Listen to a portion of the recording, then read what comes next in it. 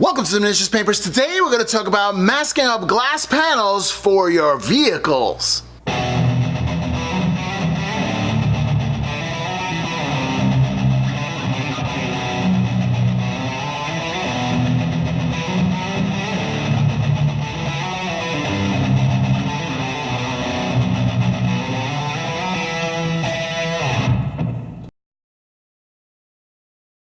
Hello, welcome back. Okay, today we're going to talk a little bit about masking. And what I use this for is for this cockpit here. And this is a technique I learned from scale modeling. Whenever I wanted to do the A-pillars for certain cars which were black, I kind of masked things off. And this one I can use the same technique in order to do the cockpit for some of these flying vehicles as well. And what I do is I take the painter's tape and I put it on there, and I take a regular old toothpick, wonderful tool that is, just to really get into the crevices. Now be careful, certain tape, if you do it too hard, it'll start ripping up on you. You don't want to be too aggressive with it, but aggressive enough that you're sticking down the paint right into every crook and cranny, every crevice. Now you kind of want to do like either a 45-degree angle, well, actually as close as a flush as you can with the sides, and then work your way up. Especially when you're going to cut out the masking, because that's what we're doing. You see the first panel there is already cut out. Now this is great because it can actually fit any size window you want. And here I am with an X-Acto blade. Again, some people are leery about using this technique because they're so afraid of scratching the window. So this is why, look at the way I'm holding the X-Acto blade. Again, trying to get close to as flush to the actual thing that I'm cutting itself. Now I'm not cutting straight down in, I'm cutting to the side of the window itself. So even if you're looking directly at the window itself, you're not going to really notice any kind of gouge that you put in there, even if you did put a gouge in and went a little too aggressive with it. So just be careful with that. Now this one, I'm going to show you what happens when you use a semi-dull blade, which is not what you want to do. Again, not what you want to do. Simply because if you use a semi-dull blade, the corners, which I'm having trouble with now, are going to kind of not get cut. So if you're going to do this technique, I recommend highly that you use a brand new blade. So this way you can really get into the crevice of it. Again, lifting up the paint, and it's being a pain. Now, this is not impossible for you to do with a semi-dull blade. It just makes it so much easier if it was a brand new blade. But if you do have a dull blade and you find yourself in this situation, I'm going to show you exactly what to do to get out of this situation effectively. And that's to actually put the side of the blade down while you pull up the tape itself. Try to leave what's remaining behind. So even if you do get in a little bit of trouble there, use this flat blade to kind of just put it down, hold it down with your finger while you lift up your tape, so you can get into all the cricks and crevices that you may have missed when it came to masking this item. Now I'm using painter's tape here. This is blue tape. I think it's Blue Hawk tape.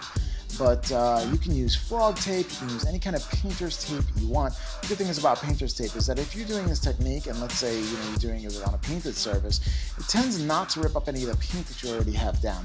Also, it doesn't stick onto the area so much that it might damage the area with its glue or anything like that.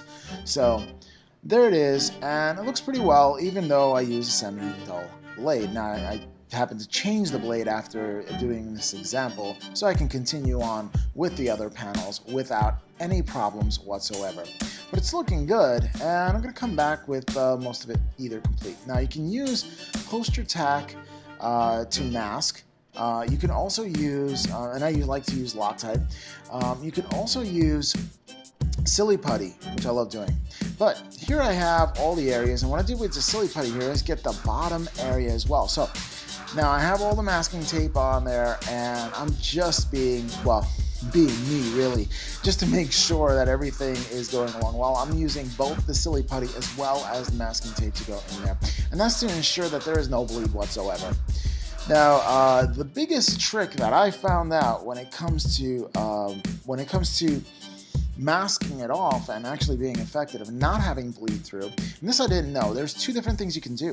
When you actually paint, you can actually put a little clear coat in there, so this way it seals up any gaps that you might have that the paint might create. But also, what you can do here is just paint it, just make sure that the paint isn't dry completely. Like, I would wait 4 minutes, 5 minutes, I think I waited, in order to pull off the tape. Now that's kind of nerve-wracking because you don't want to get your fingers and smudge anything, but at the same time, just make sure that it's dry enough that you can peel off the paint. So here I am putting Poster Tack here on the pill bottle, standard pill bottle with some rocks and some sand in there just to weigh it down.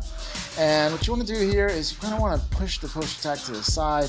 This way there's not, you know, like this gap or this bubble. So you want to make sure it's about as even as possible. And at the same time, you have that kind of like stickiness to it, but you know, it's not like overlapping or anything like that. So here I painted the item itself, and I painted it the same way I base coat all my Space Wolves. And if you want to look at how I base coated all my Space Wolves, I will have a card up here, so you can check that out if you want to. So in order to peel off this paint, what you just start it off there, and with the tweezers I'm going to lift it off. Here's the nerve-wracking part. The paint itself is kind of sticky and started lifting off the Poster Tack, so I kind of just held it with my hands. Now if you're really careful about this, you can use gloves if you want to, but it's as simple as that. You just take a little bit with the X-Acto blade, start a little corner off. I'm not holding X-Acto blades, you know, with the sharp end first, but at the same time, just trying to use that point, that really sharp point, just to start it off, and then just with the tweezers, just lift it off, kind of holding it on the sides to take that masking tape off. And in the end, honestly, it looked better than I actually anticipated. Because my first time using it on this plastic, I wasn't sure if it'll be complete or not, but it actually came out perfectly, just like I would do for a scale model. So there it is, completely gridded off and so easy to do. Well, if you like this, give me those thumbs up and try it yourself, and if you tried it yourself, let me know how it came out. Well, there you have it. Very few materials to get the desired effect. Well, I hope you found this video helpful, and if you found this video helpful, like, share, and subscribe, and I'll catch you next time on the Miniatures Paintbrush. Later!